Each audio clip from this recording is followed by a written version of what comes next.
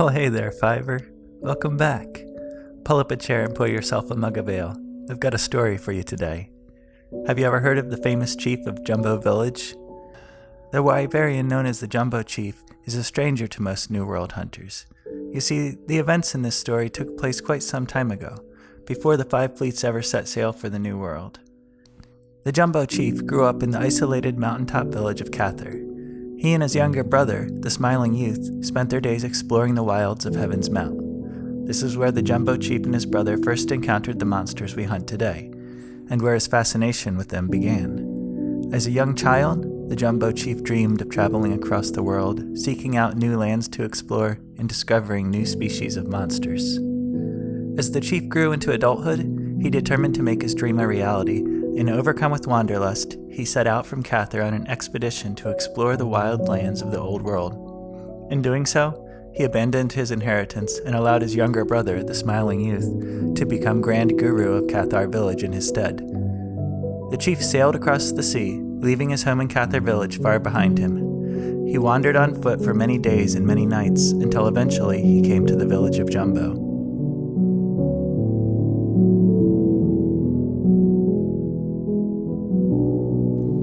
If we followed the chief's path on the world map, it would look something like this.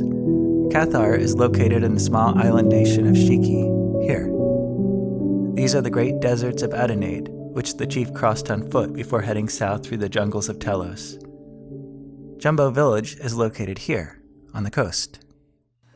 When the chief finally arrived at Jumbo Village, he found it in a state of disarray. The small coastal village had no chief, and was plagued by tsunamis, which made the port inaccessible for trade ships and construction nearly impossible. At the time, the Hunters Guild had an interest in turning the village of Jumbo into a trading port, but without strong leadership and under the constant threat of storms, it was deemed too risky an investment. And so, the people of Jumbo Village were left to fend for themselves, scraping out a meager existence as best they could in the middle of a harsh wilderness. When the chief realized the state the village had been left in, he knew he had to do something to help the people of Jumbo. So he applied with the Hunters Guild to become village chief. At first, the guild was skeptical. They doubted that the young Wyverian had the experience required for the task.